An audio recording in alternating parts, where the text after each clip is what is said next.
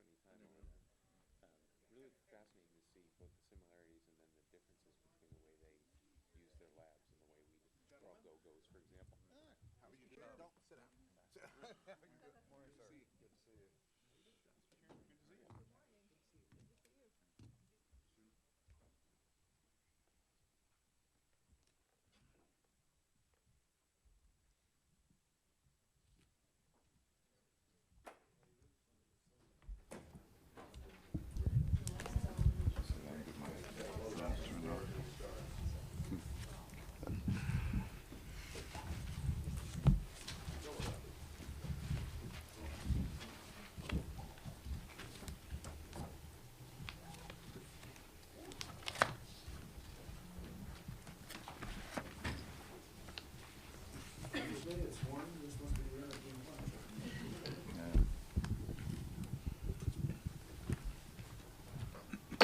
Morning. Hearing will come to order. I'd like to welcome our witnesses, Dr. Franklin Orr, Undersecretary for Science and Energy, John Kotek, Acting Assistant Secretary for Nuclear Energy, Pat Hoffman, Assistant Secretary for Electricity Delivery and Energy Reliability, and Christopher Smith, Assistant Secretary for Fossil Energy. This past summer, the President announced Mission Innovation, a pledge to double the investment into clean energy research and development over the next 5 years. Together, your program budgets represent the majority of where these increases would take place in order to meet the President's goal.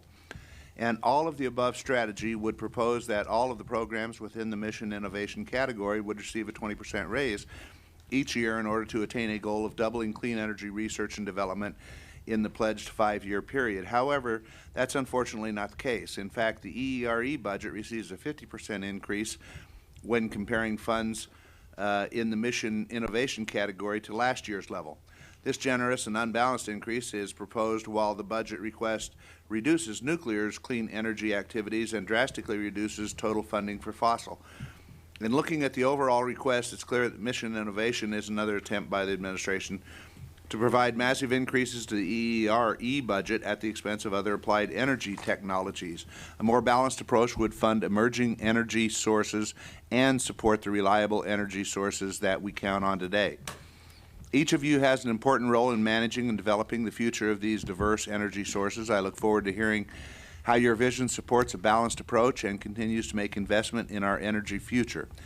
Please ensure that the hearing record, questions for the record, and any supporting information requests by the subcommittee are delivered in final form to us no later than 4 weeks from the time you receive them.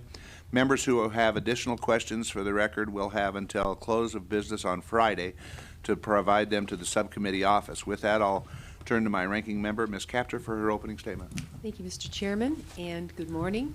Dr. Orr, great to have you back here.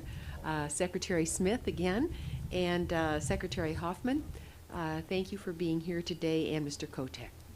We are so glad that you are all here today, and thank you for being here to present your 2017 program requests. And I'm very sorry that Dr. Danielson couldn't be here today, and I know all of our prayers go out to him and his family during this very, very trying time. The research and development of energy technologies your programs have generated is revolutionizing everything around us. So we're living it in real time. The Vehicle Technologies Office work to find ways to lightweight our cars allows us to stretch each gallon of gas. Your new building codes are making our homes and places of work more efficient and more comfortable. The unbelievable growth of the fracking industry, which originated from your research and has brought America back to the forefront of the world's energy producers and significantly reduced our dependence on foreign oil, truly is transformative. And the boom in renewable energy is breathtaking, and I'm so proud to have a leading solar company in our district that is reaping the benefits. First Solar. I was there at its birth, and I've seen its growth, and I know its future is going to be exponential. As Secretary Moniz noted yesterday, there are now 208,000 direct jobs in the solar industry. 208,000. If you'd asked somebody 30 years ago would that even be possible, they'd think that you were some science fiction movie. These accomplishments in your work is truly bringing America into its new future. I'm just glad I'm given the opportunity to live during years to witness it. Too few Americans recognize just how important the role of the Department of Energy is in protecting our national security, in addition to being one of our most important tools to deal with the changes in climate that affect our environment. Our coastal dwellers certainly know that, and people in other parts of the country do too, such as those of us on the Great Lakes that have seen the very difficult challenge of algal blooms threaten our freshwater systems. With that in mind, I'm happy to see that in your final budget request of this administration, your goals are just as ambitious as ever. Our nation has made significant strides towards a new energy reality, yet they are but the first steps in the marathon of reaching energy independence for our country and thus strengthening our national security and achieving carbon neutrality. The energy innovation championed by your offices holds the key to unlock the full potential of America's modern clean energy economy, and we look forward to hearing your goals for advancing our nation's sustainable, diversified, and self-reliant energy future. And as I said to the Secretary when he was up here this week, one can look no further than my district, where in our region we see a company like Nature Fresh from Canada come and make a $175 million investment in a new 200-acre undercover production for vegetables using the waste heat, the CO2 off of North Star steel. I'm telling you, this thing is delivering tomatoes and peppers to Kroger Company this month for the first time. It is astounding to witness the changes, the way our private sector is transforming based on a new energy future. So I am just so excited about what you do, and we look forward to your testimony today. Mr. Chairman, thank you for the time. Thank you. Dr. Orr? Chairman Simpson, Ranking Member Kaptur, and members of the subcommittee, thanks for the opportunity to testify on the Department of Energy's 2017 budget request for the applied energy programs. And before I get started with the details, I'd just like to say thanks for all the support that you provided in the Consolidated Appropriations Act of 2016, which of course we're in the middle of working hard on now.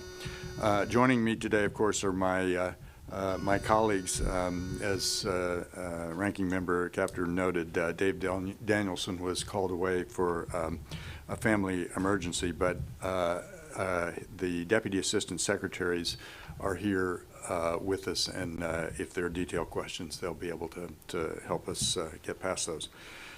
As we meet here today, our nation stands at an important point in the transition to a clean energy economy. Cost reductions and technological improvements are leading to increased deployment of clean energy technologies. And if you just look at the last 7 years, the cost of utility-scale photovoltaic solar power has declined by 59%. Cost of power purchase agreements for wind power fell 66%, and deployment of energy-efficient LED lights went from 400,000 lights to over 35 million, with a corresponding reduction in price of 90%. So that tells you something about what some combination of research and technology developments and deployment at scale can really do.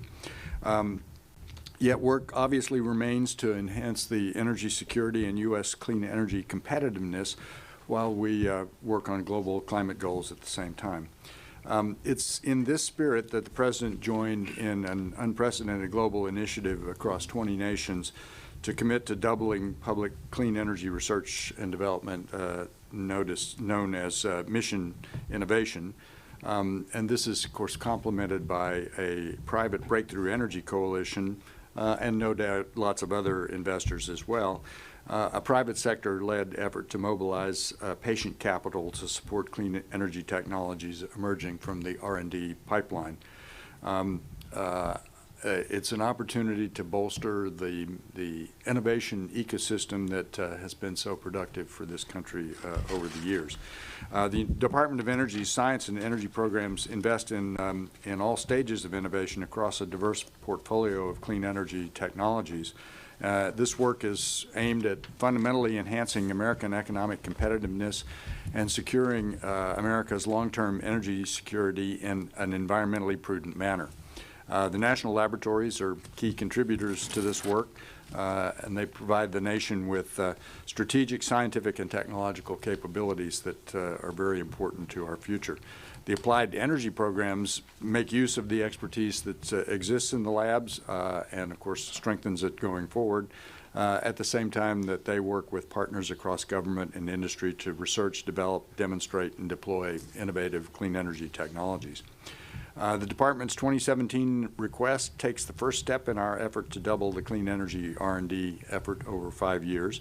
It includes key new initiatives such as the Regional Energy Innovation Partnerships, a desalination hub, national lab focus initiatives including small business partnerships.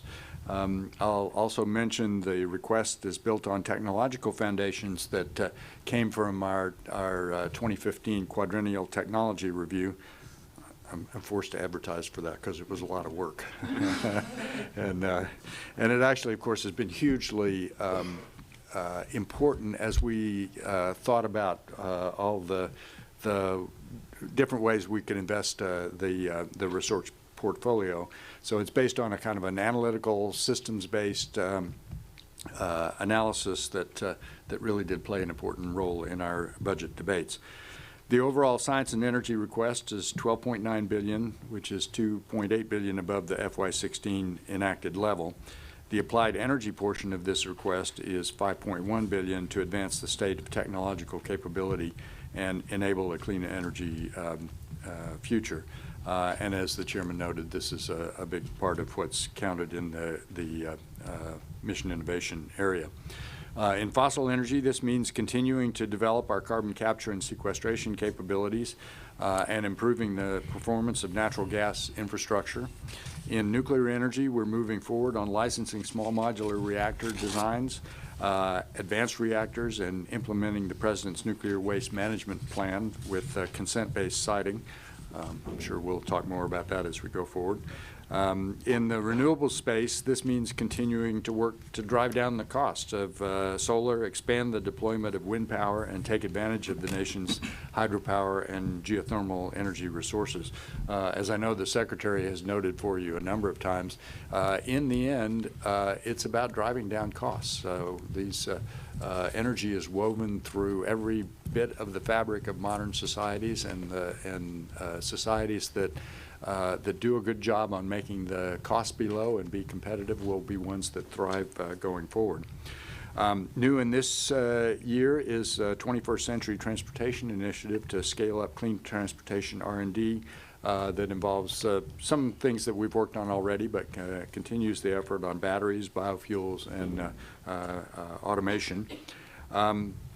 In energy efficiency, it means increasing the efficiency of home appliances, but also making industrial processes and manufacturing more efficient as well. Again, those reduce costs in ways that benefit the whole economy. And critical to bringing all these clean energy technologies to homes and businesses across the country is the nation's power grid. We are continuing to invest in this through our grid modernization initiative and through advances in energy storage and cybersecurity. To leverage the expertise the Department holds across these programs, we're also working to continue to build productive links across the agency. And one of the ways we've done this is through cross-cutting initiatives. The current initiatives include efforts on the energy-water nexus, exascale computing, supercritical CO2, subsurface science, clean energy manufacturing, and grid modernization. We introduced this model in FY15, and a number of those efforts have grown and matured since. A good example is the grid modernization crosscut, which has led to a proposal of a Grid Modernization Institute, and also our recent announcement of $220 million in grid modernization projects to be spent over the next few years. Building on the crosscuts successes so far this year, we're also introducing a new crosscut on advanced materials, and I'd be happy to talk about that more later if you wish. Today, the department's portfolio investment will drive innovation and technology advancement that's essential for economic growth enabled by affordable, clean, and reliable energy. And with the increased momentum on the international stage, I believe we'll look back on this period as one of significant acceleration in the transition to a clean energy economy. The FY17 budget supports this transition, and my colleagues and I would be pleased to answer questions that you may have about the request. So thank you for this opportunity. Do others of you have opening statements, or? No. Ms. Kaptur? Mr. Chairman, very much. I wanted to ask Dr. Orr first on sustainable water utilities. Your budget request includes $9 million for work in energy-efficient resource recovery in water supply and wastewater infrastructure. I also note you have a desalinization initiative. Desalinization doesn't affect the Great Lakes, but I'll tell you, algae does, particularly in Lake Erie, but recently in the Ohio River last year. And when I asked the Secretary the other day about this issue of the Great Lakes versus the coasts, salty water versus fresh water, the answer he gave was, well, look at our regional, our proposal for regional centers. But I'm asking you, in terms of what our urban water systems are facing in places like Toledo, a place called Carroll Township, Ohio, which had to shut down its water system a couple years ago because of algal blooms. What Sandusky faces, Lorraine, and ultimately Cleveland. This is a big issue for us. The algae is being produced because of excess of nutrients. But I'm really interested in how the Department of Energy might look at this region to deal with the daunting challenge.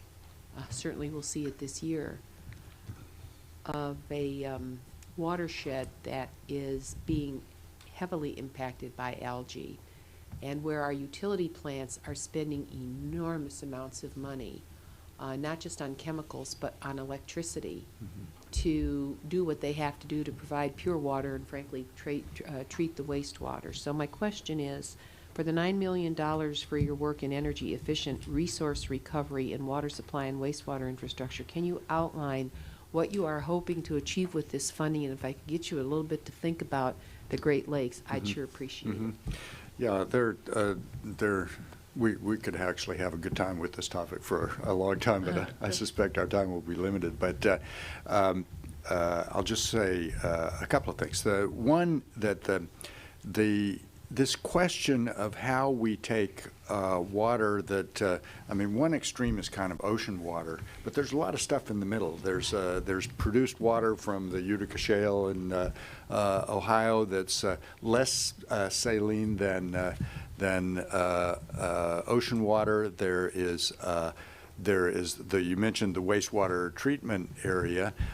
In one sense, wastewater contains a series of nutrients and chemicals. The nutrients that you mentioned that come from fertilizer use are one thing. And so the possibility exists to recover some of those resources that can be useful at the same time that we're purifying water. The place where the desal idea comes in is that there are kind of multiple steps in getting to a pure water stream, or a water stream that could be useful for agriculture or for cooling at a power plant and so on.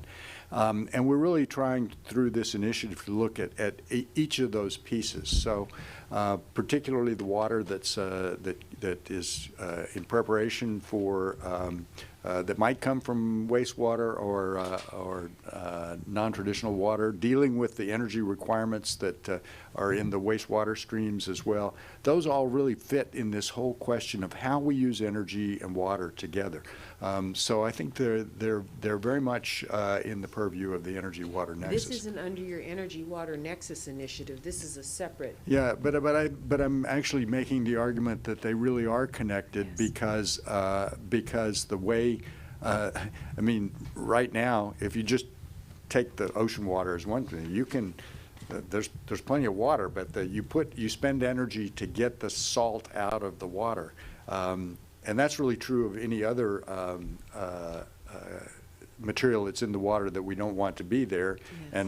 and algae fits within that. So thinking about the energy use of all these processing steps, particularly the early ones, really would have impacts across the whole country, not just in drought places. We each represent a place, and I would urge you, as you think through how this initiative, along with the Energy Water Nexus initiative, is going to work, to seriously look at Lake Erie. It is the shallowest of the Great Lakes, and because of climate change, without ice cover in the winter, there's more evaporation, and because we have the largest watershed in the entire Great Lakes that dumps into Lake Erie with all those nutrients, we have a huge problem. And the amount of those nutrients is increasing. This can't continue. It simply can't continue. Yeah. And we have now had alarming things happen with our freshwater systems. Meanwhile, the plant operators are spending more and more on electricity to do what needs to be done to provide a freshwater supply to people. So it's really at a tripwire stage in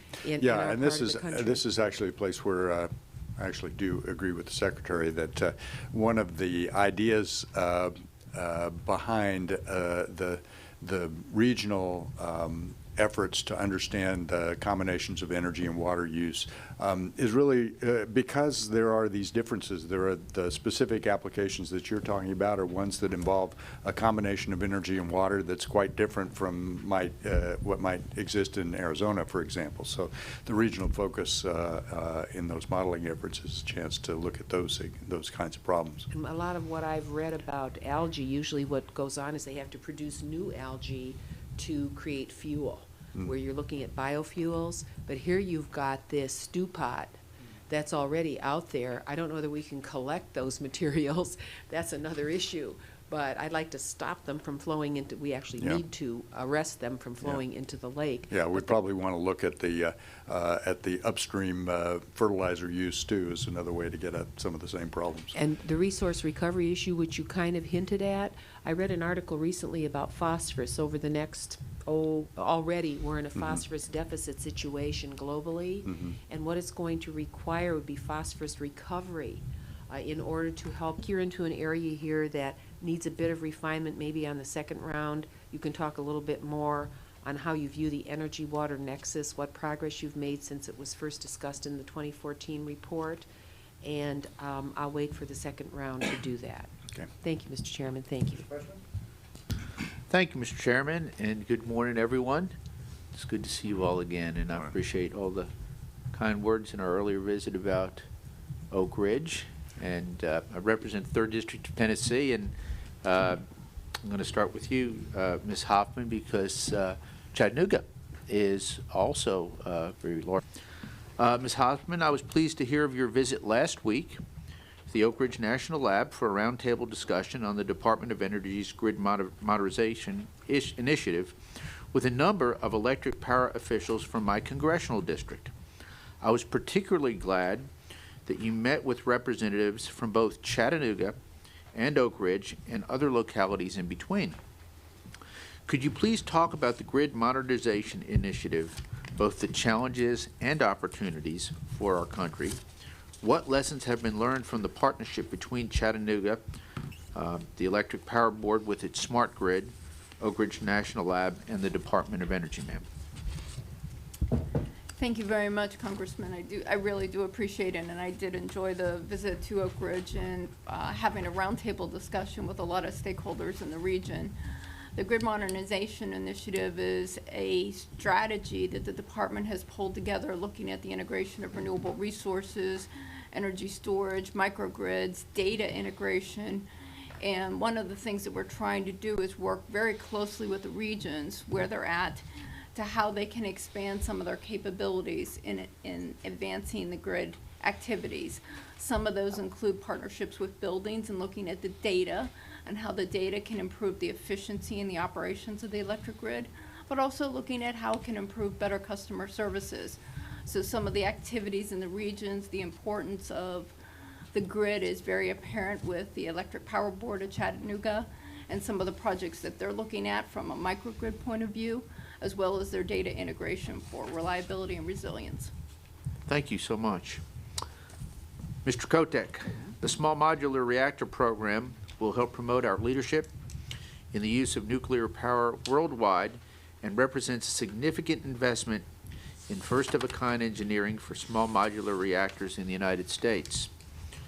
Can you please update the subcommittee on the progress made towards preparing for the eventual commercialization of SMRs, and what is your assessment of the current market for this emerging industry, sir? Thank you very much for the question. Very pleased with where we stand with the current work we have going on in technology. As you may know, we're currently engaged in some site-specific work, looking at particular locations that our utility partners may want to use on a site use permit that would allow the private entity to potentially use locations on the Idaho National Laboratory site, which could offer them advantages in terms of site characterization data, access to infrastructure, and other benefits. So we're seeing in the U.S. Utility interest. As you may know, there are several states that are now starting to consider SMRs as a potential vehicle for them to meet future electricity demands. We're also hearing more interest internationally in the potential use of SMRs, which may offer a very attractive, low carbon, essentially zero carbon life cycle alternative for countries with maybe smaller electrical grids where it doesn't make sense to build 2 units of 1,000 megawatts each or something. Of course, I expect that interest to firm up more as the NuScale design goes through the design certification process and is a product that can actually be ordered, which is still several years down the road, but very pleased with the progress thus far. So thanks for the question. Yes, sir. I have another question for you, sir. I know you've had a few visits to the Oak Ridge National Lab this past year, and I hope you've had a chance to see the nuclear facilities that support the Office of Nuclear Energy and the Office of Science. Yes. It has been challenging that ORNL has not received adequate nuclear infrastructure funding in the administration's budget request for many years. I understand this is a complex situation, but now the Office of Science is having to fund more than its fair share. On a related issue, the lab's nuclear activities generate low volumes of liquid radioactive waste. This waste is processed by the Office of Environmental Management as part of legacy waste management on the Oak Ridge Reservation.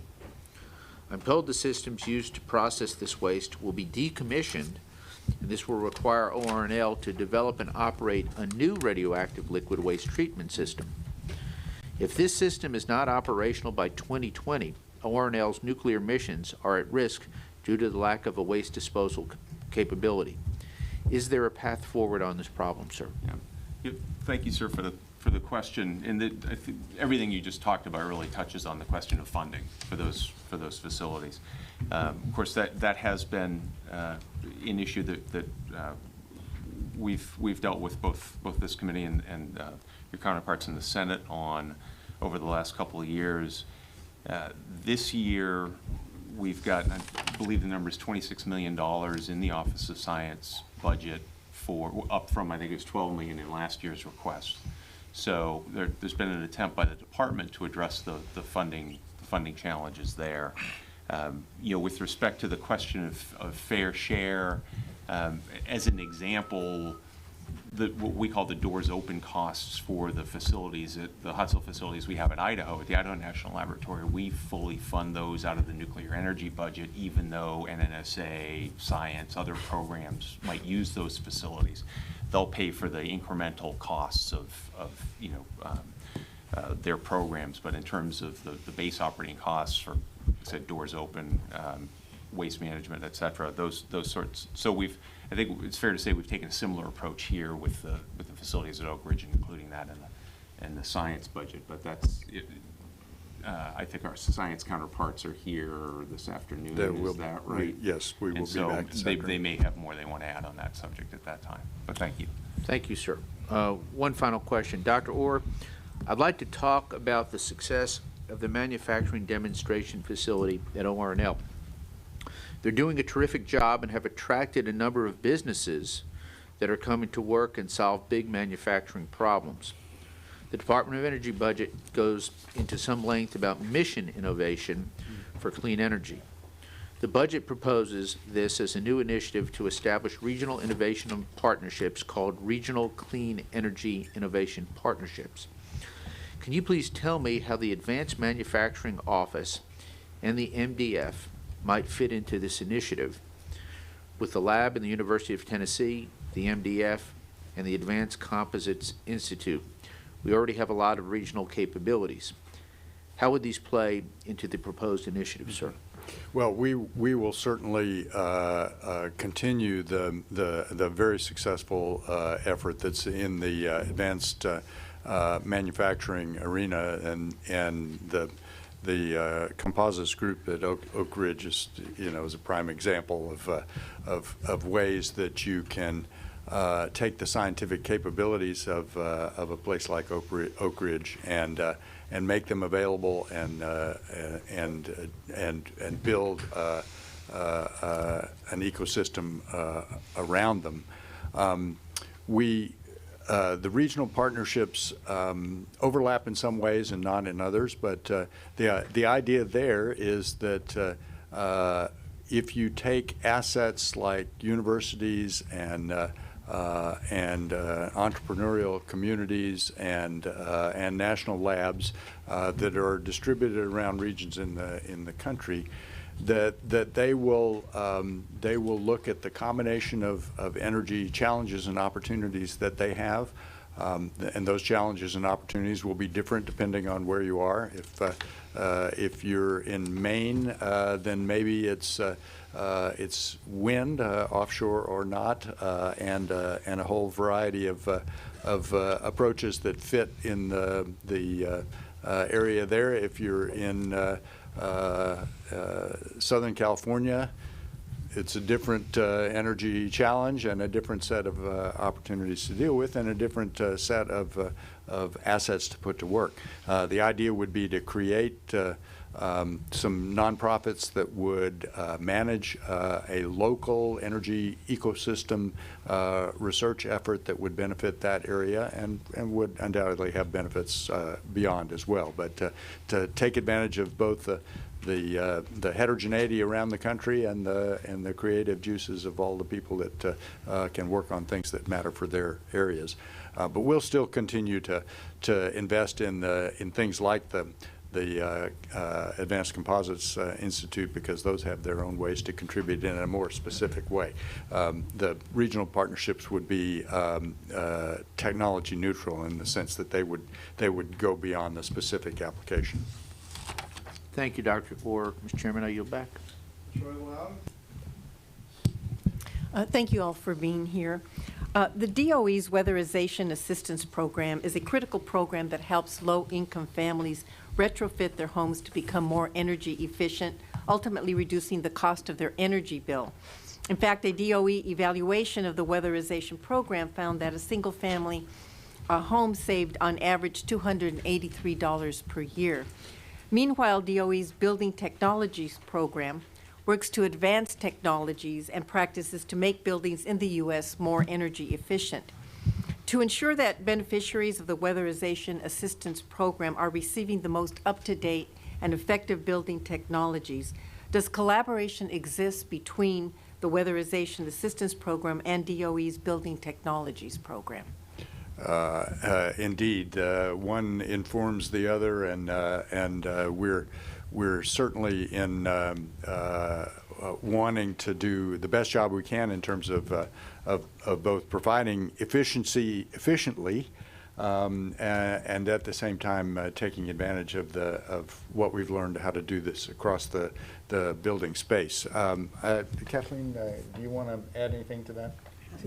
This is Kathleen Hogan, who's the Deputy Assistant Secretary, okay, who has this in her purview. Okay, well, let me just add to that. Maybe you could answer. Sure.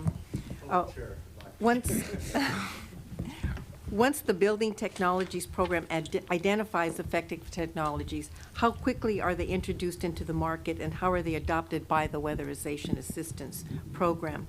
Also, if you could maybe comment on what sorts of new building technologies you are phasing in for the Weatherization Assistance Program in 2017. Sure. So as Dr. Orr spoke, there's a lot of collaboration between these two efforts. And when we work with the weatherization program, the thing to keep in mind is that when the community action agencies that field the crews to go in and do the audits look at the opportunities in those homes, they do have to identify opportunities that have a positive savings to investment ratio. So we are always, talking about the technologies that are up and coming and what can deliver on that positive savings to investment ratio in low-income homes. So there have been any number of technologies, but also sort of improved practices, right? Because some of the things that are providing the greatest savings in weatherization are things like improved insulation, improved home sealing, just really getting the things that are, letting the conditioned air leak out of the home, the really low-cost measures that can give sort of the deeper savings to the low-income homes. I think some of the technologies we're looking at, include like windows, higher efficiency air conditioning type measures. I think we're also looking at the opportunity for renewable energy in the regions of the country where that can make sense as well. Okay, thank you. According to the DOE, addressing soft costs like financing, permitting, installation, labor, inspection, and other non-hardware costs provides the greatest opportunity to spur strong U.S. growth in solar deployment in coming years. In an effort to make solar deployment faster, easier, and cheaper, the DOE's Solar Market Pathways, which began in 2014, is a program that supports solar-related projects. In FY17, the DOE plans to build upon the success of the Solar Market Pathways program and support 6 to 10 new awards. How do the activities proposed in 2017 apply to the nation as a whole? And are you ensuring this research is not replicating or subsidizing work that's more appropriate in the private sector? Mm-hmm. Yeah, so thank you for the question. It's an excellent one. I think that the cost evidence indicates that the hardware costs have come down more quickly than the related costs and I know this to be true from my own experience installing solar cells at my house in California. And that there is an opportunity on both sides. We have not given up on the solar the fundamentals of photovoltaics. We know that there's still more to be done there, and there's some really exciting work with perovskites, for example, that could lead to real cost reductions in the future. But at the same time, a parallel effort like the one you described, which looks at all the ways that that the process slows down and therefore costs more. These are regulated at state and local levels, and so in one sense, creating some best practices and a competition amongst places to figure out how to streamline the process offers some ways to get to a more efficient process and therefore to lower costs. So we think that the appropriate thing to do is to work on both sides of the equation, because we know that this can be done more efficiently. Okay. Mr. Chairman, I'm not sure if I have time for another question or not. Go for it. Okay. Dr. Orr, the budget request contains a new request for funds to support the SMART Consortia initiative within the Vehicle Technologies Office, yet does not expand on these efforts. The SMART Consortia initiative is part of the Smart Cities efforts announced by the President last year to invest in technology collaborations to help local communities reduce traffic, foster economic growth, improve the delivery of city services, and manage the effects of climate change. Can you outline what exactly the Vehicle Technologies Office proposes to fund in support of this effort? So I'm going to have to ask for help on that, but I'll start by saying that one of the things that we learned in doing the quadrennial technology review was that thinking about energy systems offered some ways to be much more efficient. And if you think about cities and the way we have complicated systems that supply electricity, some more that supply water, that deal with wastewater, and that move all of us around, and all of those are linked together in interesting ways. So figuring out how to look at those systems as systems and look for the efficiencies that come from being able now to deploy sensors and use advanced computing to manage these systems, that there are real opportunities there that we're only kind of just beginning to figure out how to work on. So we're taking this area as one example of ones that where we can make some progress and learn how to do it better at the same time. So let's see, Ruben, I guess you're the right one. This is Ruben Sarkar. Ruben Sarkar, thank you for the question. Just to build on what Dr. Orr had said, within DOE and within the transportation sector, we don't exactly have a program called Smart Cities per se. Smart cities is the vernacular that's used by a number of different agencies to describe data-driven cities and the ways that we can use controls and information to make cities more efficient. What we do have is a smart mobility program that is going to be part of our transportation as a system program. And that builds on our component level research, which looks at the efficiency of an individual vehicle and takes it up to the level of how do we make future mobility systems more efficient when we think about things like connected and automated vehicles, multimodal transportation, and the convergence of IT systems into cars. And so our smart mobility program is a multi-lab consortia, part of our transportation as a system program, and it's very complementary to the work that's being done by other agencies like DOT on their Smart Cities Challenge, but it looks very specifically at how do we optimize the energy benefits that we get when we look at all of these future mobility systems, these new business models that are coming, both in the movement of goods and as well in the movement of people. Okay. What did you do to ensure that you didn't duplicate any efforts from the Department of Transportation? Was there some coordination? Yeah, so we do both joint program briefings in which DOT comes and briefs us on their efforts, and then we brief them on ours. We also recently hired a lab M&O contractor from the National Renewable Energy Lab from DOE, and we embedded them with DOT on their Smart Cities team. And we use that person as the liaison to make sure that we're coordinating our activities and that what we're investing in is of very high value to what DOT is investing in. Okay, thank you. Thanks.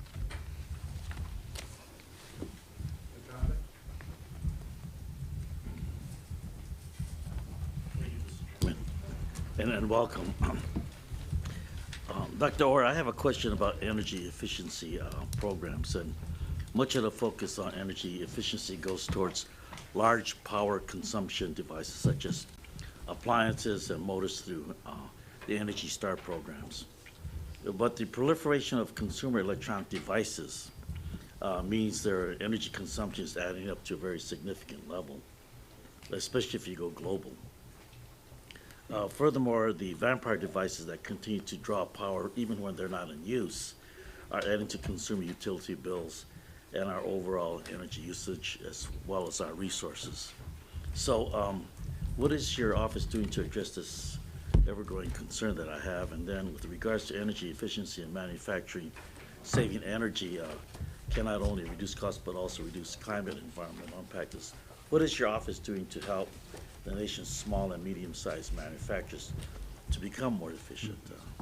Well, it's you're absolutely right that energy efficiency is something that offers lots of benefits, and often ones that pay off economically with shorter payback times than lots of the of other investments. So it's a really important area. I'm going to ask Kathleen Hogan to talk about the specifics of the appliance efficiency standards as with respect to how they apply to the so-called parasite or vampire devices, I guess is what they're called. But I will note that in general that the efficiency standards that we've worked on have had a real impact in saving lots and lots of money for consumers, and at the same time reducing greenhouse gas emissions. So it's an area that really does deserve considerable effort, and we will continue to do that. Yeah, Kathleen? in your response, would you also address where we're at in improving the energy process, the Energy Star program?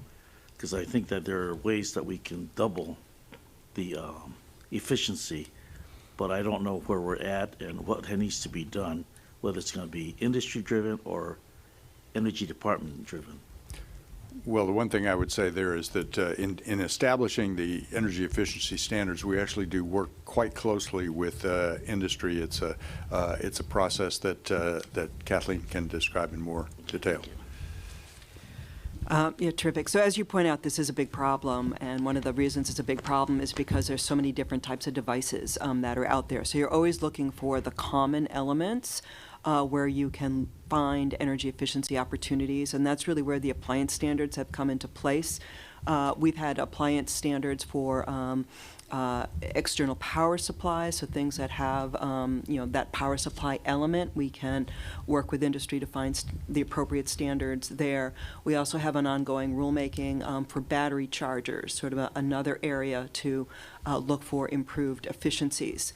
We also, in our FY17 budget, are proposing a new research and development area for miscellaneous electric loads that would leverage the great work we're doing in our advanced manufacturing office around something called wideband gap materials, or also called potentially sort of like semiconductors. It's the next generation of semiconductors, right? So to the extent that we can make semiconductors much more efficient, we can really drive down the energy use of all of these miscellaneous energy loads. So an exciting opportunity there. So You say a word, Kathleen, too, about the business competitions for reducing energy use, the energy efficient businesses. Just working more broadly with industry to drive down their loads. Yeah, but we've also worked with a variety of businesses to challenge them to reduce their energy consumption as well, and then publicize what they do.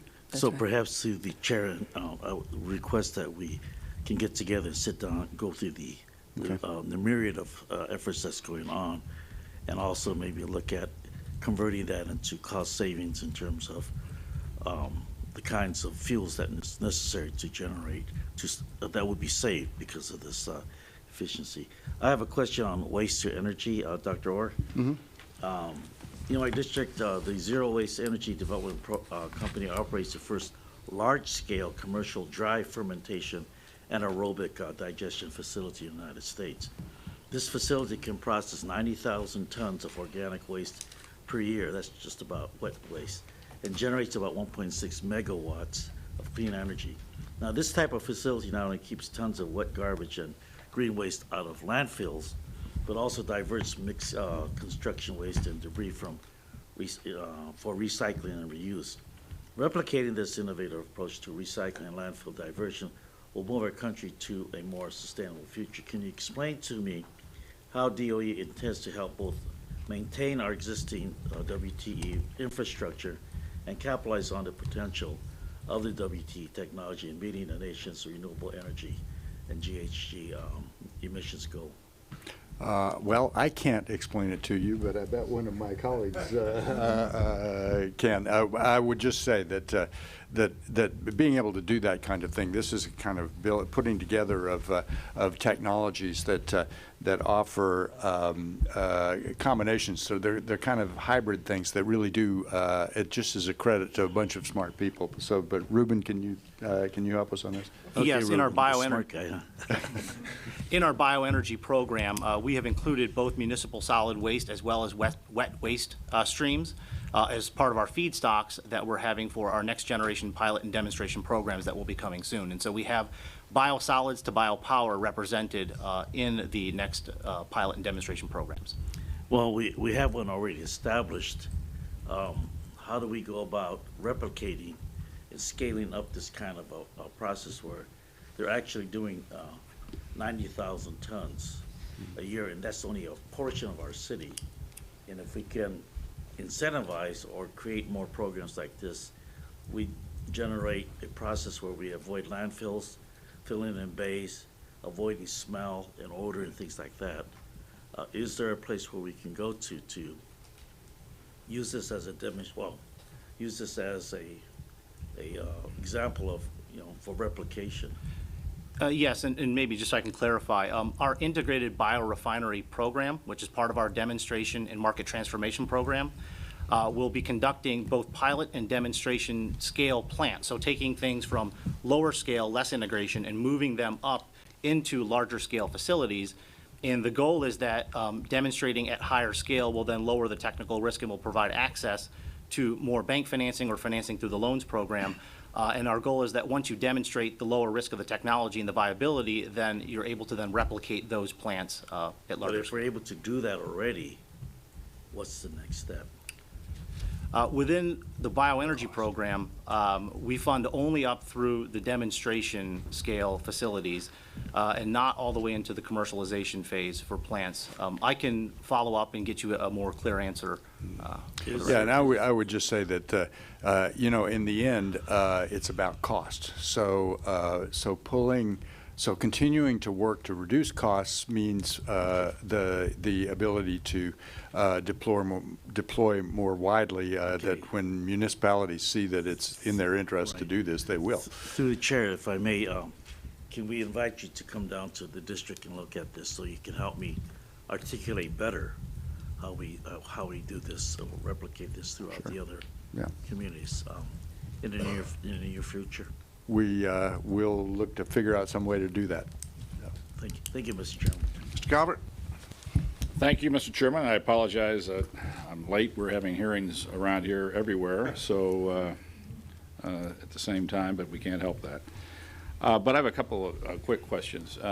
Obviously, our grid, our electric grid, and I don't know, I apologize if this question's already been asked, has been made more complex over the years, and certainly we have more challenges, extreme weather events, and now we have all these different sources of power, solar cells on everybody's roof, changing how the dynamics and how the grid operates. I hear from the various electric providers that this is causing them all kinds of engineering problems, and so they need to make various fixes to it. So I guess the question would be, how is the grid today? Do you look at it as a resilient, capable of doing this job in the future? So I would say that we're partway through the process of modernizing the grid to be as effective as it can be. Partly through the Recovery Act, for example, we install lots of sensors known to the technical experts as synchrophasers, but these tell us about voltage and frequency and kind of the state of the grid. That helped us be able to identify problems as they were developing and respond to them more quickly. But there's actually quite a lot more that we can do. As the fraction of renewables grows, as more distributed generation appears, that offers both some challenges and some opportunities. As we use storage to provide, batteries or flow batteries or some things like that as a way to provide some balancing on the grid, those are all opportunities that we have to figure out how they work both physically but also from a market standpoint. And so our Office of Electricity is working hard on these things. I'll ask Pat to join me in responding here just for a moment. It's the reason we have created our Grid Modernization Initiative and our Grid Modernization Lab Consortium. We have 14 of our national labs working on various components of this, and we have a 5-year, multi-year program plan that's aimed at really improving services, improving efficiency, and at the same time making the grid more reliable and resilient and able to recover more quickly when bad things do happen. So it's a very important effort for us. Pat, do you want to add to that? Yes, I would. Thank you. Thank you, Congressman, for the question. And I think the grid is undergoing a transition. And like any transition, we have to help with the process as we move forward. California has reached its first 10,000 megawatts per hour ramp rate in California. Also have had a request for 1.3 gigawatts of energy storage on their system. I think California represents a leading edge of what is to come. And the reason the Department of Energy did the Grid Modernization Initiative was really to take a look at the integration of distributed energy resources, renewable technologies, but also find a way to effectively integrate that, but to deal with some of the challenges that are occurring on the system. So part of the budget request, which is looking at grid modernization, which is the 262 requests from OE and the budget request that's coming from EERE, we're integrating those aspects of renewable energy resources, looking at energy efficiency, looking at how we can better manage demand on the system. And so these are great opportunities to provide the flexibility that the grid requires. But it is a work in progress, and it is efforts that we'll continue to work on. Okay, I appreciate that. One other quick question. I know we spend a lot of time talking about solar and wind. We have some automobile companies that are, especially in California again, that are moving forward with hydrogen technology, especially Hyundai has some technology that they're excited about. But obviously the infrastructure, just as we had with electric cars, is woefully, not there. There's no way to power up your Tesla as you're going up the 5 freeway. California, you get that. So is there any plans on hydrogen vehicles, and where do you see hydrogen vehicles going? Do you think that's a workable technology? I know Mercedes is putting a lot of money into that. Yeah, I'm gonna pass to Ruben here in a moment, but I will say that this is one of those really interesting areas where there is a real competition. If you think about an electric vehicle, you're storing the energy on the vehicle in a battery, and then that drives an electric motor.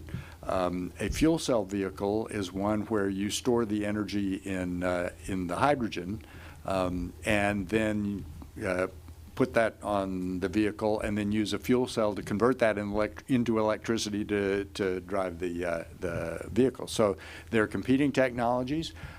There's interesting progress on both sides, and we will see what that diversity in the marketplace provides.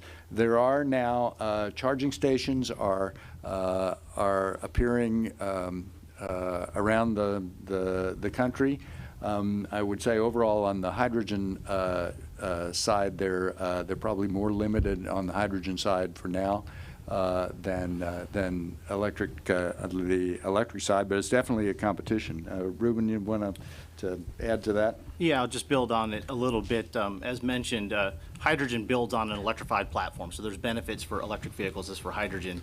And we do work in 2 areas. One, as you mentioned, there's already vehicles on the road, and so we're actually supporting the deployment of those stations in places like California.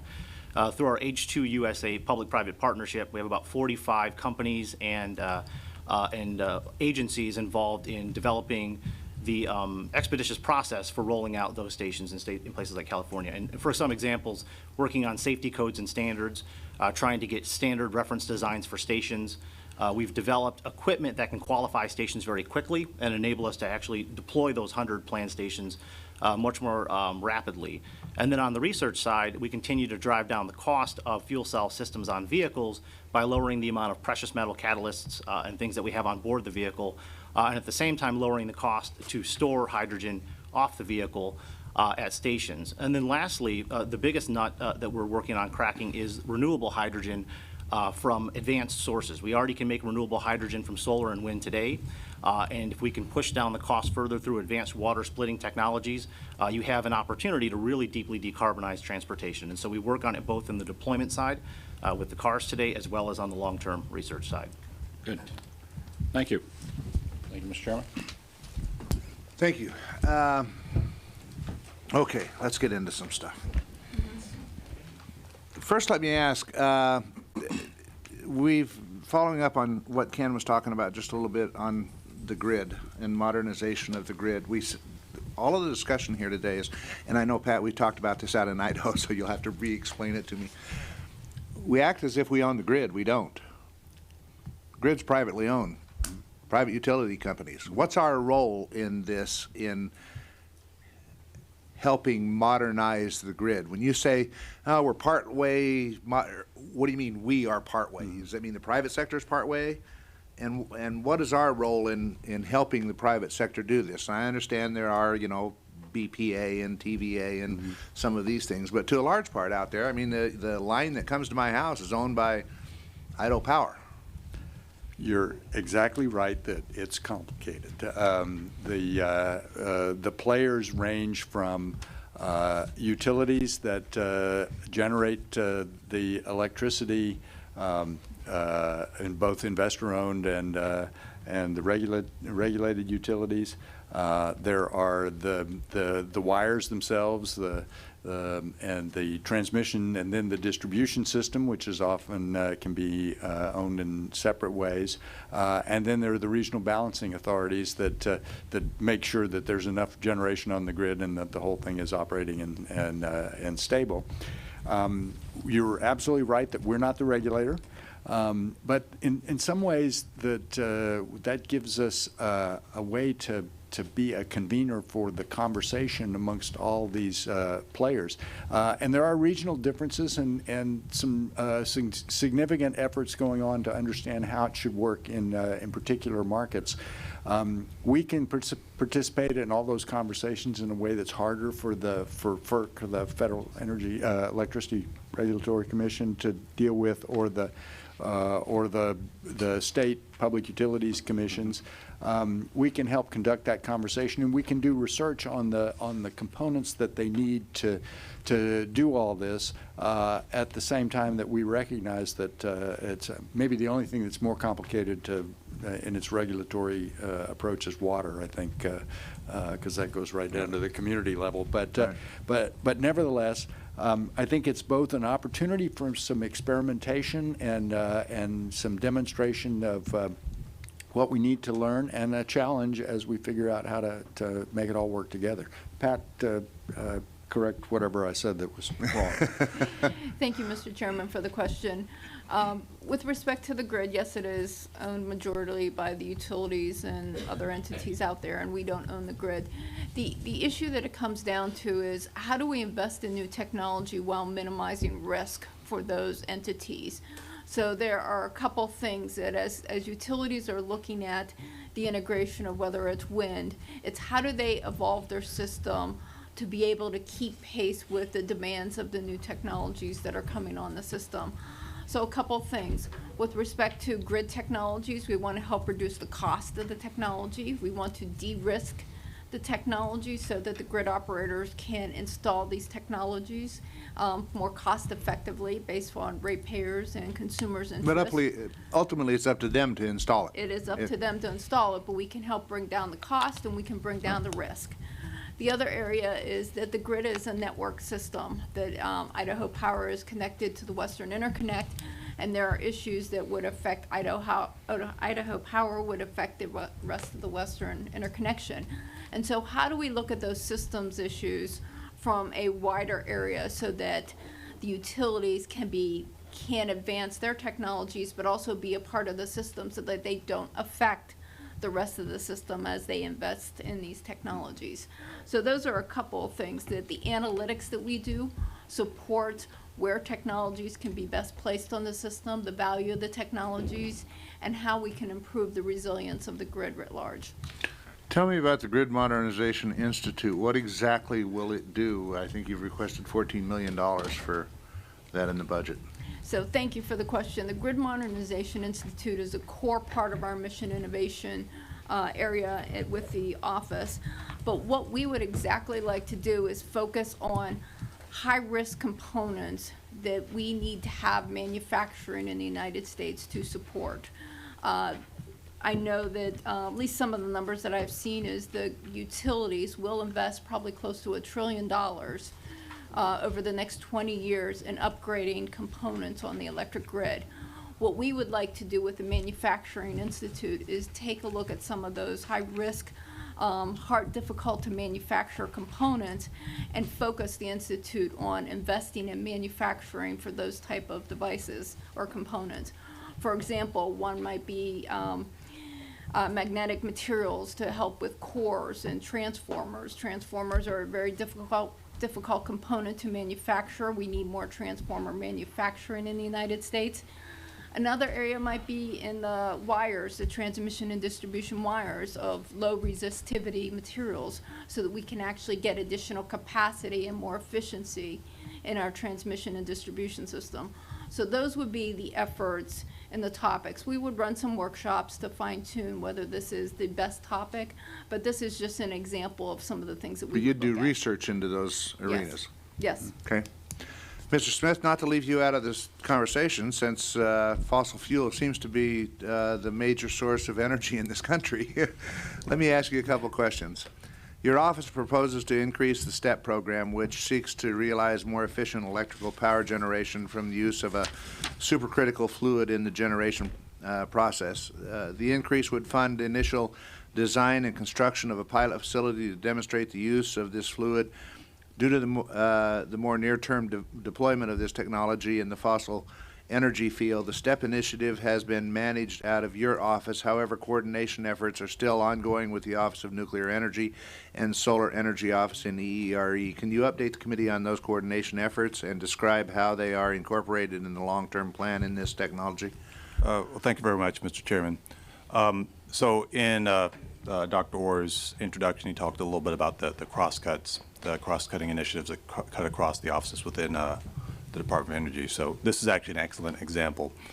We do have a cross-cutting initiative, which is for supercritical CO2, the STEP initiative. That is co-chaired by the Office of Fossil Energy and the Office of Nuclear Energy, so we worked very closely on that initiative. Nuclear Energy released an RFP in first quarter of 2016. That is going to then feed into the work that FE is doing. We're going to have a FOA that we put out sometime in March, leading to an award that will be made sometime in this fiscal year, probably in September. The hope is that we'll move forward on construction sometime in the following year. So again, very close collaboration between the Office of Nuclear Energy and the Office of Fossil Energy. We have noted that this technology is applicable to renewables, it's applicable to fossil energy, it's also applicable to nuclear energy. When you look at the different heat ranges that the different fuel sources use, the greatest efficiencies for supercritical CO2 we expect to occur in the temperature ranges that would be fossil applications. So that's why that pilot has moved from nuclear energy to fossil energy. But again, we work very closely with the Office of Nuclear Energy in executing this project and indeed doing the research together. John, do you have anything to say on that? No, other than just to echo what Chris said, it's working very well from our perspective. And of course, in addition to that cooperation, we've got a little bit of work looking at the specifics of how you would link up a nuclear system to an energy conversion system like this. And so a little bit of work there, but most of what we're doing in this area is done in cooperation with his office. Mr. Smith, the Bipartisan Budget Act of 2015 directed DOE to complete a strategic review of the Strategic Petroleum Reserve and to develop and submit to Congress a plan for modernization of the reserve. What is the current status of the review, and do you expect to meet the deadline of early May? Mr. Chairman, thank you for the question. So certainly we do expect to meet or exceed that deadline for May. We're working on that right now and expect to get it to the committee shortly. Do you anticipate, and I know that it's before the report comes out, but do you anticipate that there would be recommendations for FY 17 in the report? And if so, if it is the May deadline, it may be too late because we're moving with the budget as quickly as possible. Understood. So we understand there's a May deadline that was included in the language. We also understand that there's an opportunity to influence the ongoing process. So we do expect to be able to move more quickly than May to get some feedback back to the committee.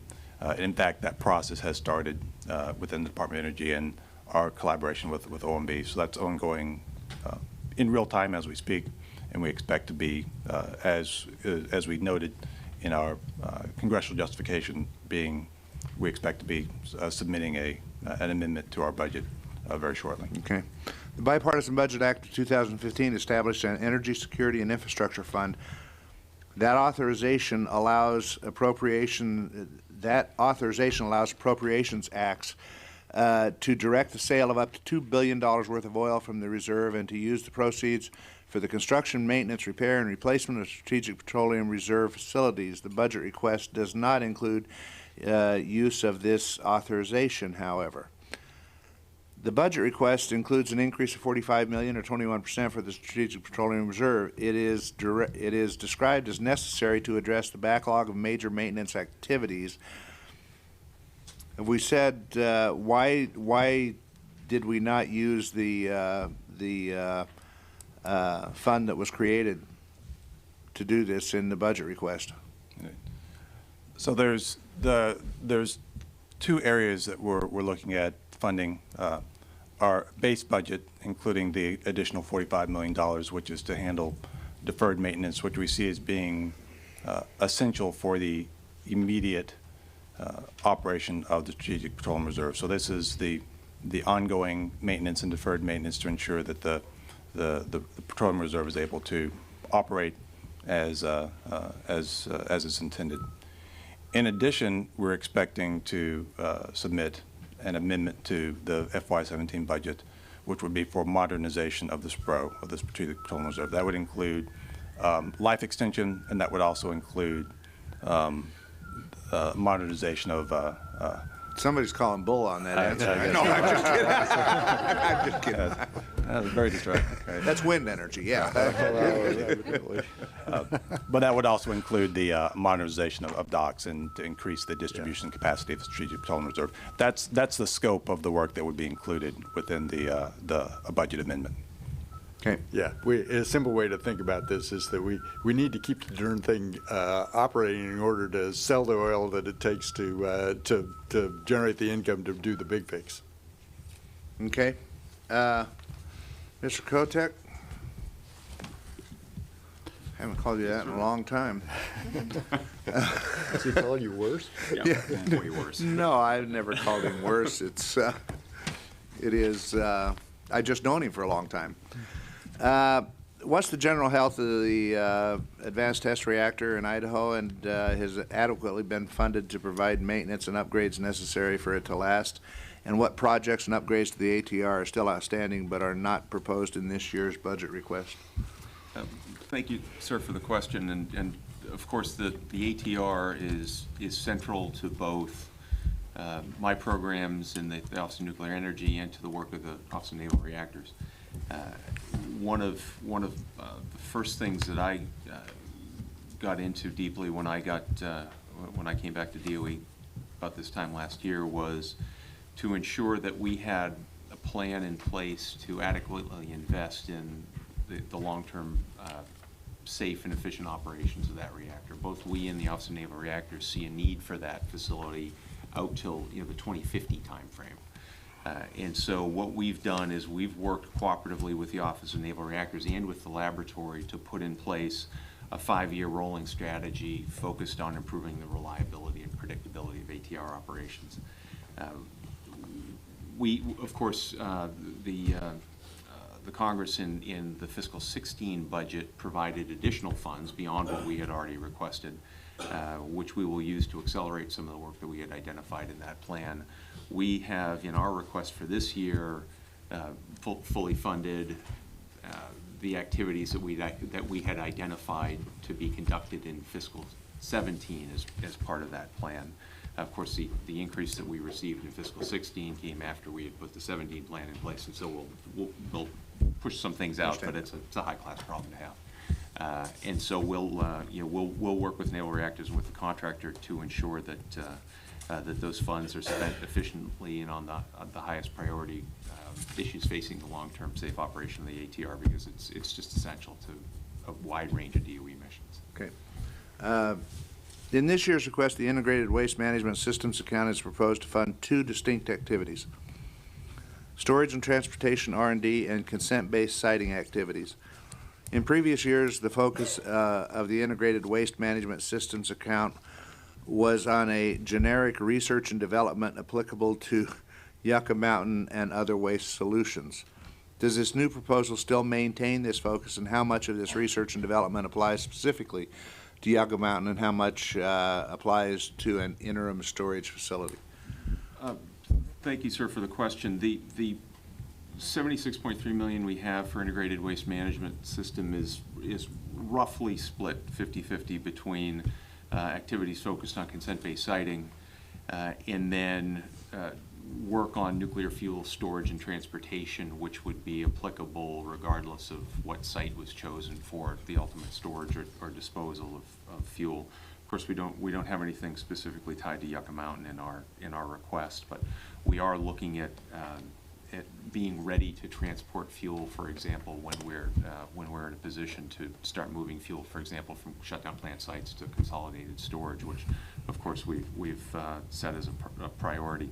On the consent-based siting side, about $25 million that we've requested would be intended to be used for grants to states, tribes, local governments, potentially others that are interested in learning more about what it would mean to host a facility, either for storage or disposal, and either for civilian waste or defense waste on the repository side, to help them understand what those challenges might be, so that they can decide for themselves whether they might be interested in over the long term becoming what we call a willing and informed host of such a facility. So I guess your legal counsel has made a determination of how far down that road we can go before we hit the roadblock of not allowing the department to look at interim storage. Yeah, well, what I'd say, the language in our request in the fiscal 16 request speaks to continuing to lay the groundwork for consent-based siting process, and so of course what we're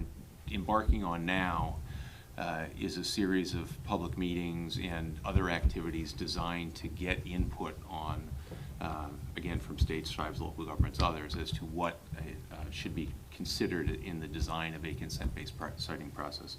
Okay. For the fiscal 17 request, we have, in our language, specifically said we now want to move forward with implementation of that process.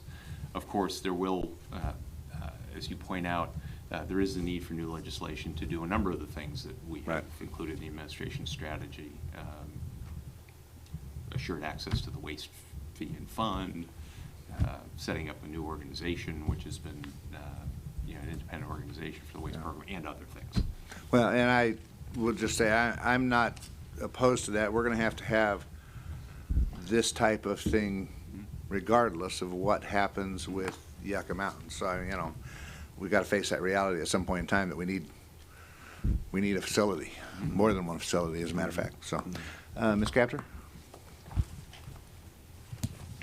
Thank you, Mr. Chairman. Find my questions here.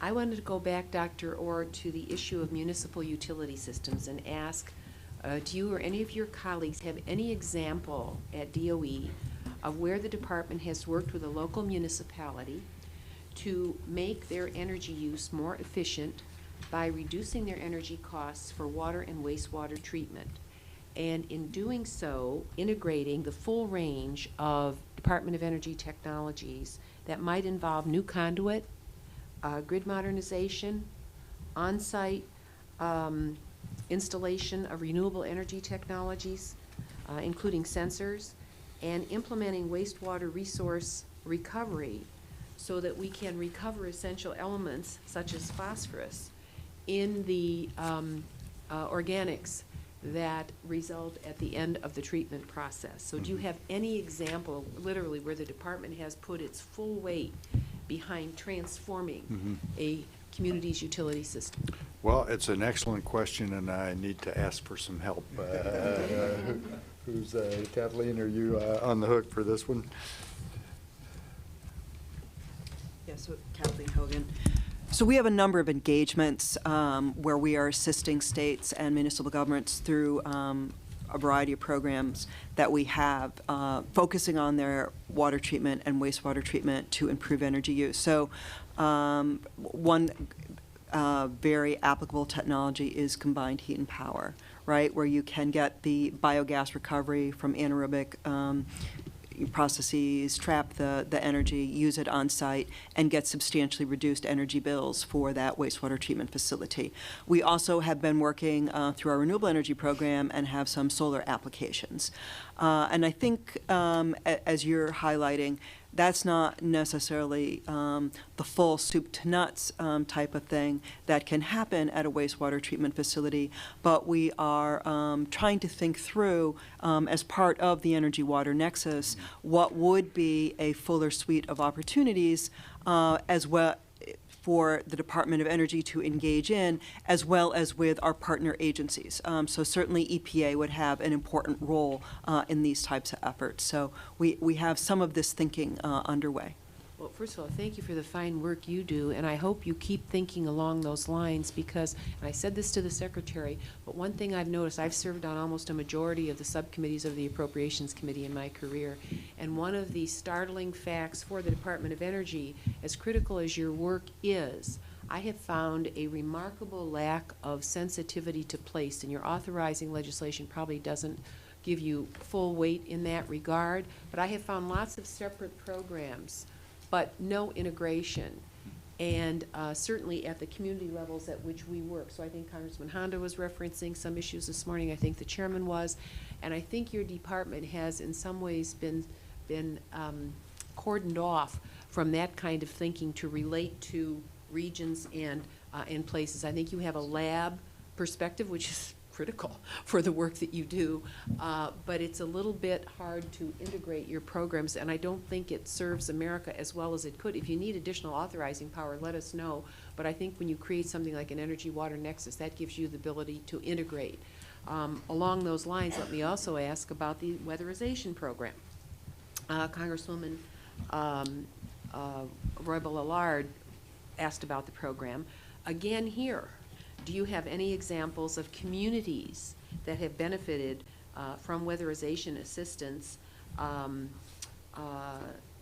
in accessing it through the states, but have developed robust local partnerships that use all of DOE's energy programs to help revitalize and target those dollars to neighborhoods, not just individual homes, but integrating your technologies along with those weatherization programs for workforce training and development in the places where these investments are made, accessing historic preservation, which isn't your job, but it exists out there, grid modernization where it's possible, recapture of waste energy where it's possible, installation of renewables where it's possible, sensors where it's possible. So again, where you target that weatherization in a way, even though it's a smaller program, where it really can have a major impact. I'll just say in one of the neighborhoods, one of the regions I represent, there's an historic neighborhood.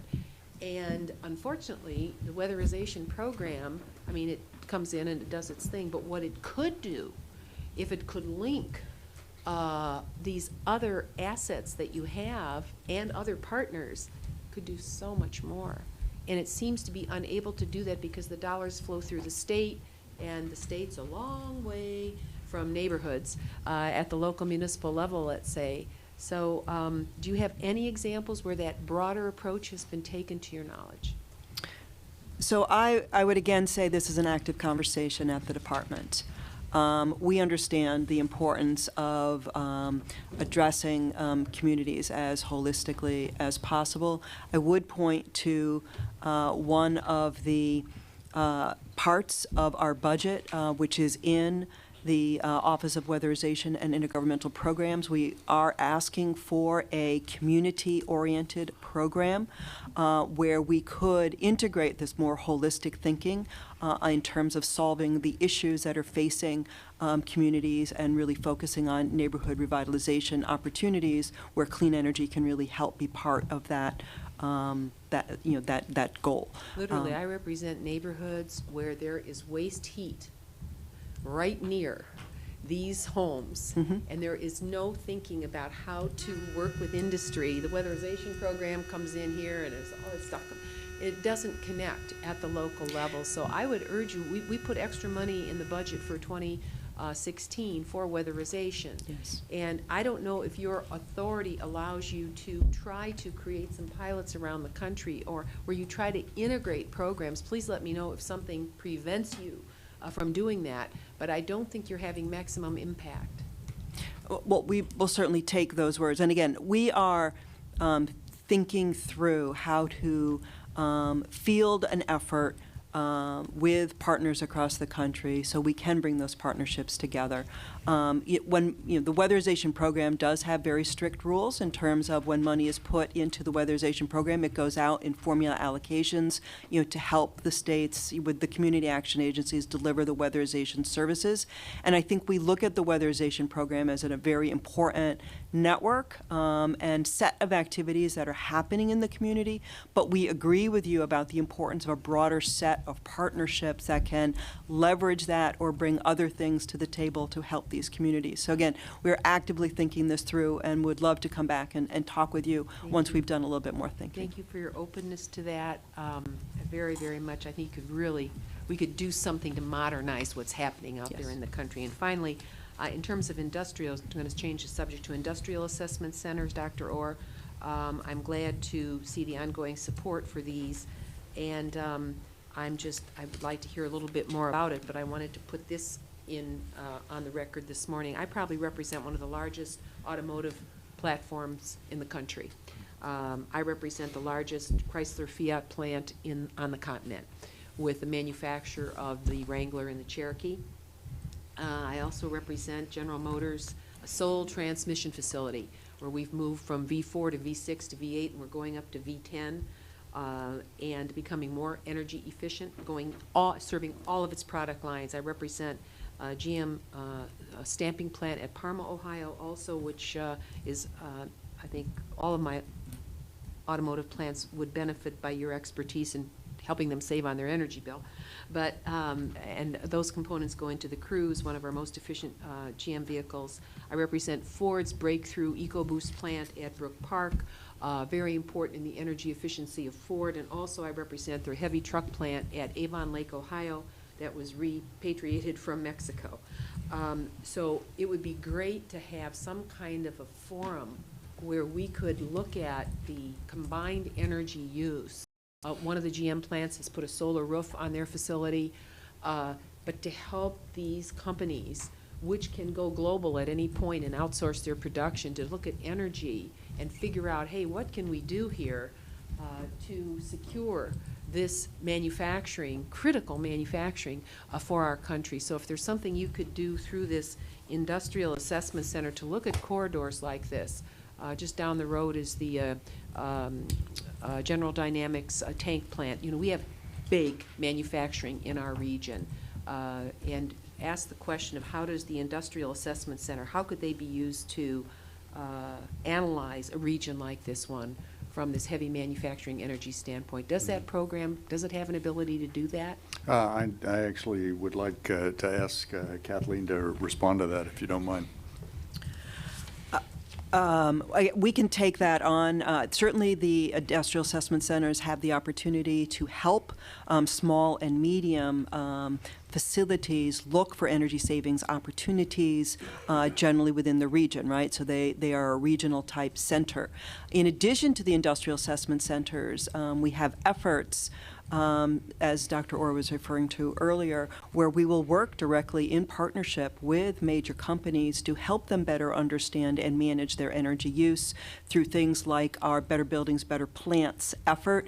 And we've had tremendous success working in partnership and helping these organizations find savings on the order of 20 to 25%, over a set of years as they, strategize over the right investments to make. So we're happy to engage in this conversation. Every day when I'm home, I drive by and I'm not criticizing, I'm just reporting that the Chrysler Fiat facility at Toledo, there's a big methane plume that just keeps burning off.